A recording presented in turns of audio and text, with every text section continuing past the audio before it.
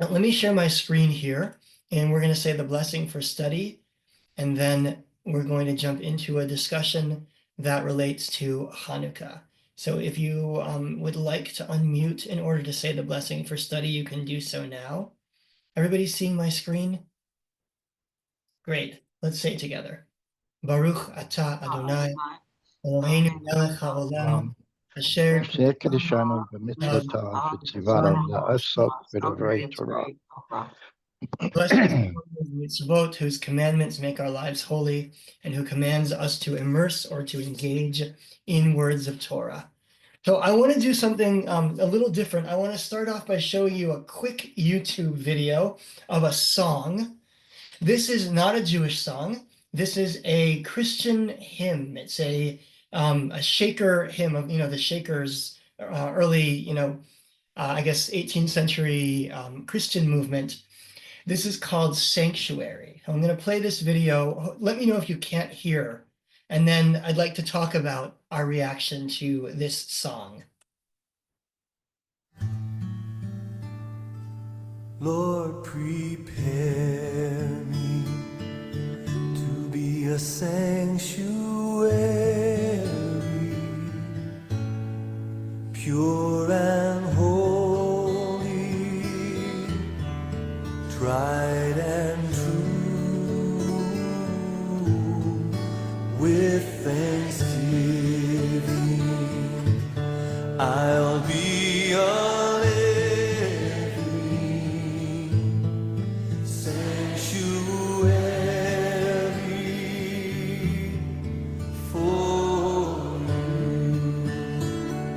prepare me. Lord, prepare me to be a sanctuary, pure and holy, tried and true, with thanksgiving I'll be a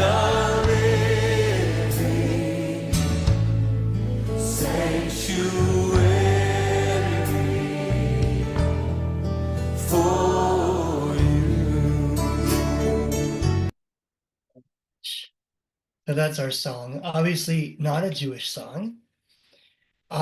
Here are the words to it. You probably heard and saw them, but nonetheless. Lord, prepare me to be a sanctuary, pure and holy, tried and true.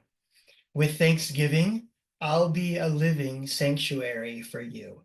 So I want to get your responses, your thoughts. What does this song bring up for you? Do you like the idea of being a sanctuary? Does it feel very Christian to you, this song or this idea? How does this whole notion resonate with you? Bob, go ahead.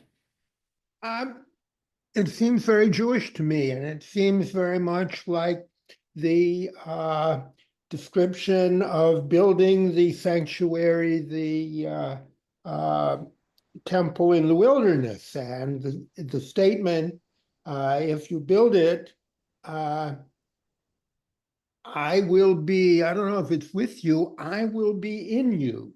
And it brings up the idea of the temple. We carry it within ourselves, each individual Jew, in our hearts, if you will, and our minds, or whatever the nature of it is. And that was the feeling that this evoked. Okay, great. Thank you. Any other thoughts? Anything else this brings up for you? I see Jan. Go ahead. Hi, Micah and everybody. It reminds me of a term I've learned through my Zen practice, and we'll speak, I think, to the universality of the idea, and that it's a term called Ango, which is applied to the 3-month intense retreat that we probably all know happens regularly in the Buddhist tradition. And it actually translates as peaceful abiding or peaceful dwelling, or dwelling in peace. Great. Yeah, thank you, Jen, for that connection. And we'll come back to this idea of dwelling, which both of you have brought up. And Bob, the verse you mentioned, we're going to come back around to that idea as well, the notion of building a sanctuary that God may dwell among or within us. But first, let's start with the holiday we're about to celebrate. And we are about to celebrate Chanukah. I'm here a nice graphic for Chanukah. What does Chanukah mean? Let's just use the chat feature. I know that people probably know what this word means, but let's see if we really know what this word means. What does Chanukah mean? Throw it into the chat there. Oh, Jan, did you have a comment there? No. Oh, okay.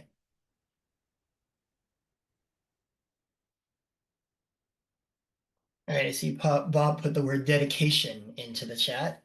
Any other thoughts that people would like to share about the word Chanukah and its meaning? So Chanukah, actually, there we go. Rabbi Paula says education, right? So we have two meanings of the word, or rededication, right? So in fact, the word Chanukah has three different meanings, all related to each other. It means, as we said, it means dedication, as in the Maccabees dedicated or rededicated the temple. That's ostensibly why we call it Chanukah, right? Because it's the celebration of the dedication or the rededication of the temple in the midst of the Maccabean revolt against the Seleucid Empire in the 2nd century BCE. It also means education.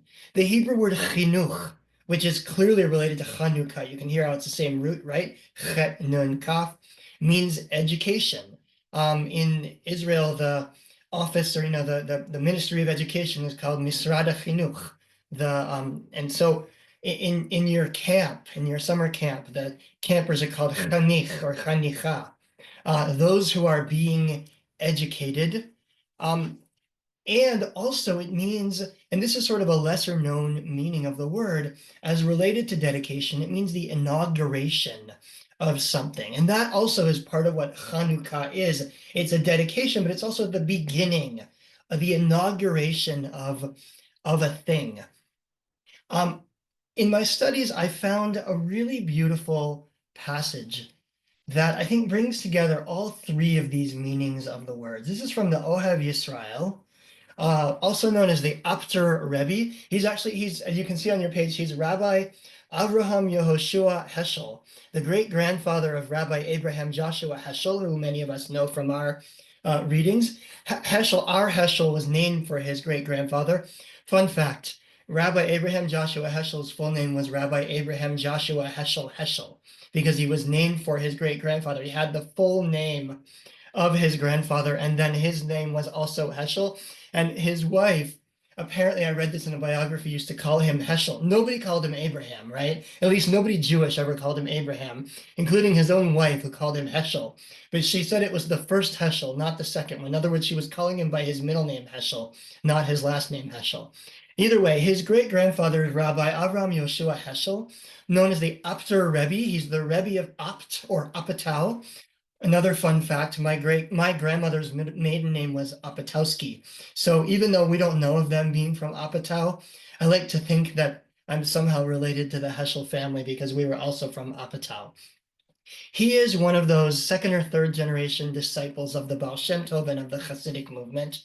And in this passage, which is actually his commentary on Parshat Vayetze from a couple of weeks ago, he talks about the notion of Chanukah, of inauguration or dedication. So he writes, Chanukah comes from the language of chinuch, i.e. inaugurating a thing.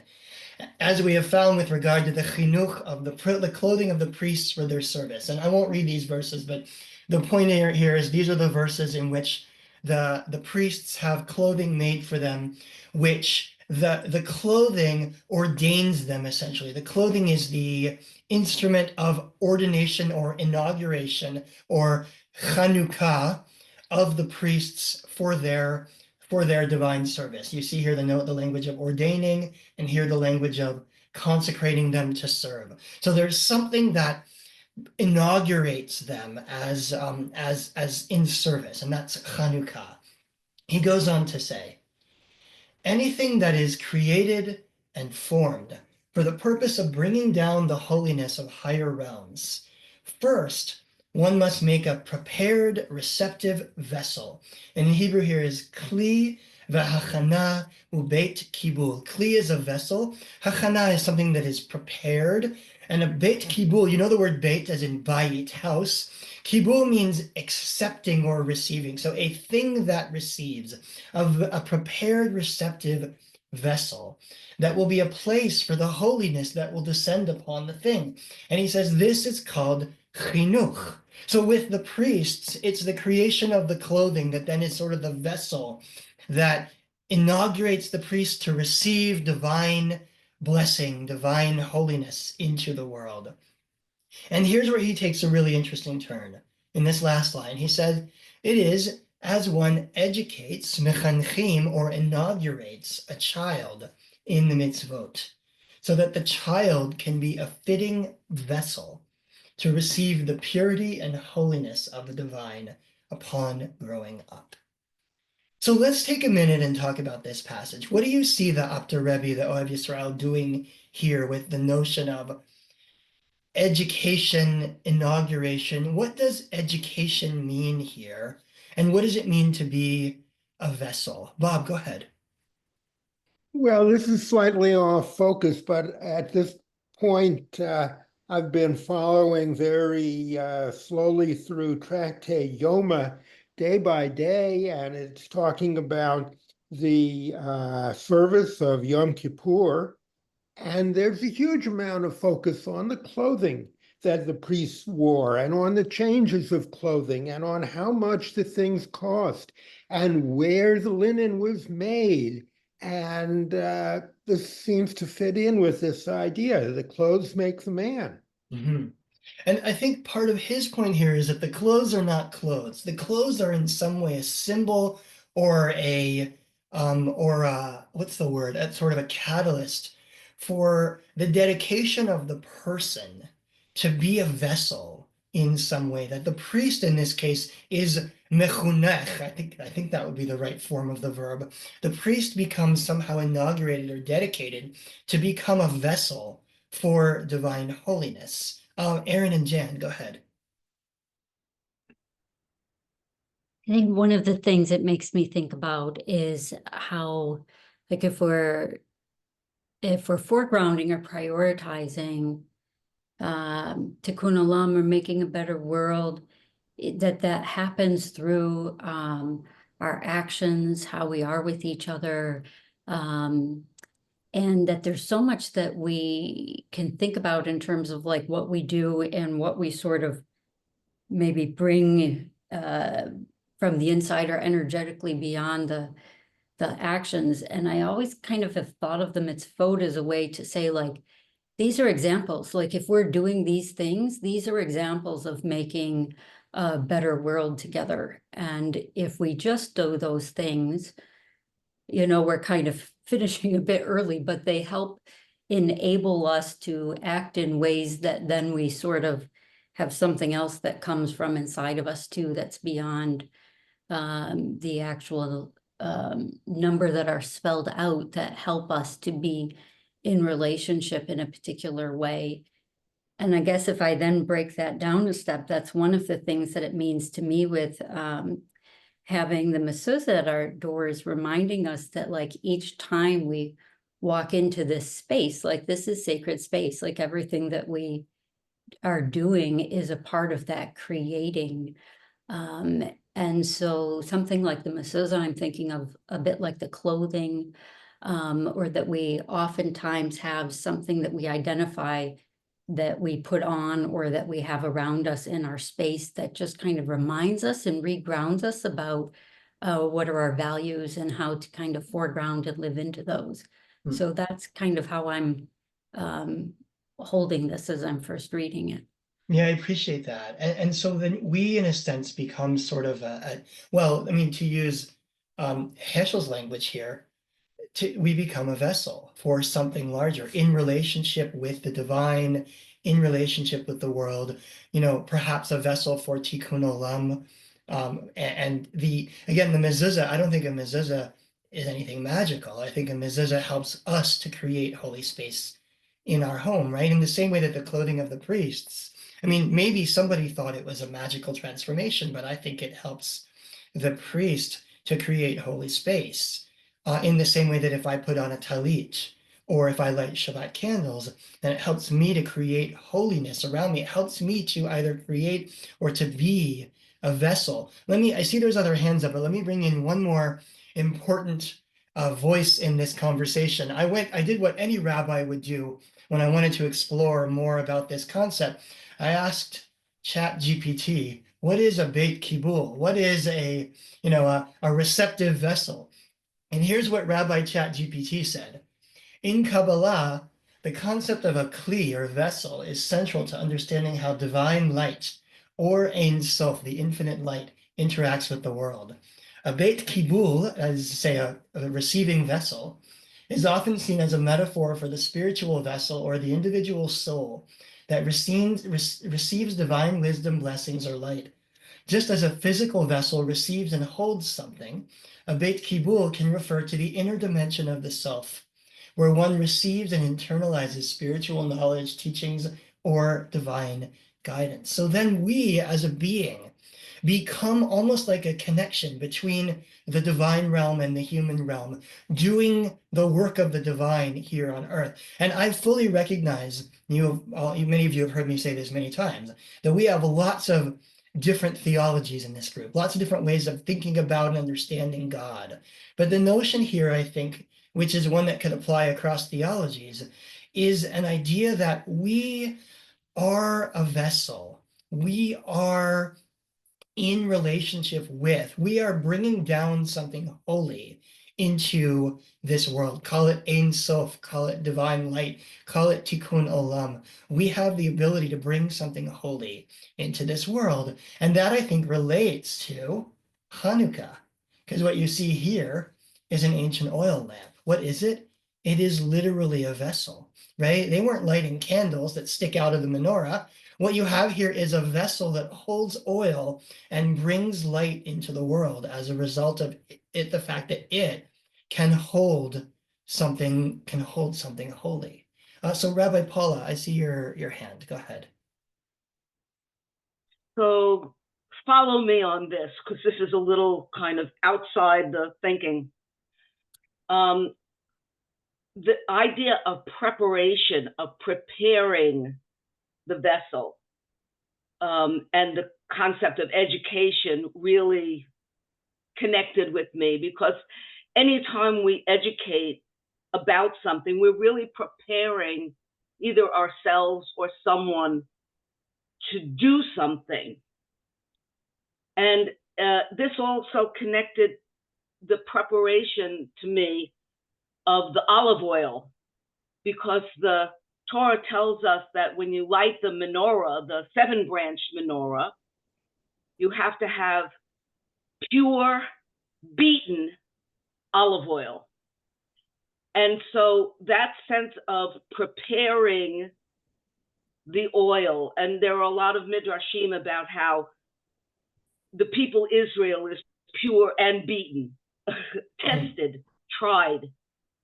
So to me, all of that kind of came into the same moment, that both the education that we receive and the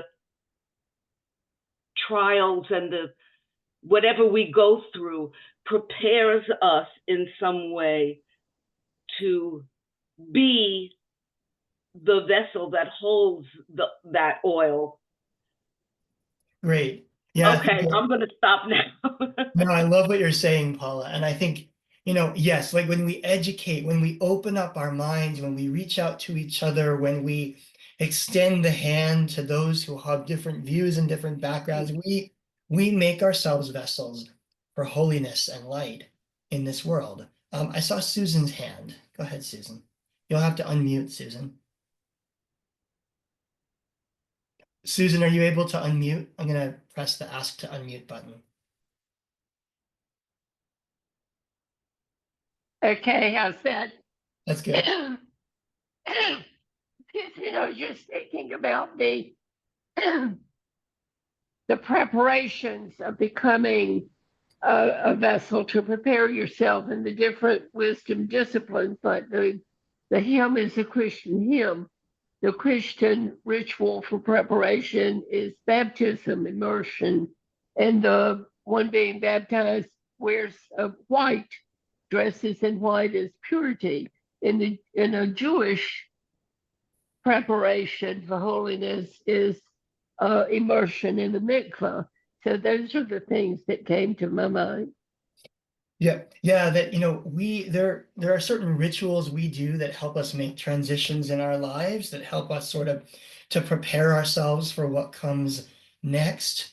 And all of this, I think, is part of this larger spiritual concept of being a vessel. And so to bring it back around to something that Bob saw at the very beginning, Bob, you were right on the ball here with the direction I was thinking about taking this, that our tradition also talks about being a sanctuary, but in a kind of a roundabout way. So in the book of Exodus, where we're commanded to make a sanctuary, va'asu li mikdash, make God a sanctuary. And then it says, v'shachanti betocham, and I will dwell among them. Well, the word toch, I don't know if we have any Hebrew speakers in the room, but the word toch literally means within, inside. And so betocham means to dwell among them, to dwell inside of them, within them, right? So when you build the sanctuary, which in this case is the Mishkan, the portable tabernacle in the desert, which, by the way, comes from the word to dwell. Shachen means to dwell. So the Mishkan is the place where God dwells. And then God dwells betocham, within you.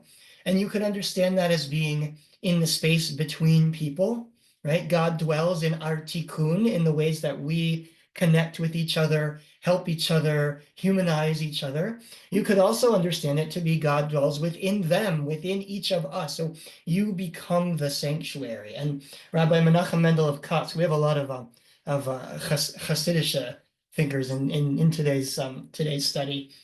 Rabbi Menachem Mendel of Kotsk says that it says among them, I'm right here, literally inside them and not inside it. It could have said, build me a sanctuary so that I can dwell in it. I will live in that building. But it doesn't. It says among them or inside them. And why? To teach you that each person must build a sanctuary in their own heart, and then God will dwell inside them. And the Nachalat Shiv'ah, actually quoting Rabbi Menachem Mendel of Kotsk, says Rabbi Menachem Mendel of Kotsk was once asked where God is, and he replied, wherever they let God in. If a person is filled with awe and love for God, then v'shachanti betocham, then I will dwell inside of them. So there is some kind of a sense here in our tradition that we have the ability to have the divine dwell inside of us. Of course, this is not a new Jewish idea. Judaism begins with the idea that all people are created in the image of God. What this brings to it is the notion of being a vessel that holds the divine, a vessel that holds the light of the divine. And of course, what does a vessel do? A vessel is a two-way thing. A vessel takes in and a vessel gives out, right? A vessel brings in the light of the divine. And what does it do with the light, with the oil? What does it do with the light of the divine? It produces flame. It produces the oil that then goes out and lights up the world and brings enlightenment and brings something divine into the world, which for me raises a question that, I think is worth thinking about at this time of the year, which is, what do you want to be a vessel for this Chanukah and in the new year? So I wonder if we want to take just a moment, and you can put it in the chat, or you can raise your hand, or you can just ponder, just think about, what do I want to be a vessel for in this coming year? Paula, go ahead. I'm just thinking right now of all of the creative readings that have been added to the lighting of the Hanukkah lights to dedicate ourselves to compassion, peace, connection, friendship, family, love, whatever if you go on the internet and search for readings for Hanukkah lighting, there are all kinds of ways to make that ritual really reflect this idea of dedicating ourselves to something rather than just to lighting the light. So I think particularly in this world, which has seen a lot of darkness, that compassion is something that is really important and to me, and to dedicate myself to be the light of compassion so that I can pass it on and that others can pass it on. That's beautiful. Thank you, Paula. I see Toby putting in the chat to be a vessel for peace and loving kindness. I'll just add that I would like to be a vessel this year for humanization of the other. And I think we have a lot of work to do. And in whatever circumstance, whether we're talking about war, or whether we're talking about politics, or whether we're talking about our own loved ones that we have conflict with, just to see the human, to see the suffering person within the other. That's what I would like to be a vessel for this coming year. Any other thoughts? Anybody else who wants to share something along those lines? So I want to end with the same but not the same. We looked already at this song, "O Lord, prepare me to be a sanctuary." What we're going to watch now is a version of the same song from Central Synagogue, so no longer the Christian hymn. Honestly, it's the same words, but this is a Jewishization, if there is such a word, of this song, where they have added to the English, "Lord, prepare me to be a sanctuary," added the words, "Ve'asu li mikdash v'shachanti b'tocham." Let them make me a sanctuary that I may dwell among them, as well as the words from the psalm, "Ve'anachnu nevarech ya me'ata ve'ad olam." We will praise God now and forever. So let me turn this on for us.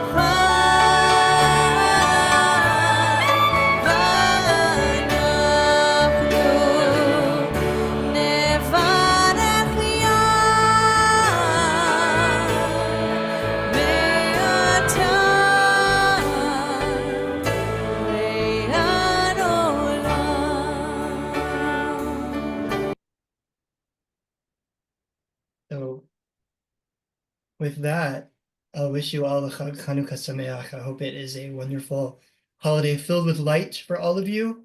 I'll challenge us to think about what we want to be a vessel for in the coming year, how to be a sanctuary.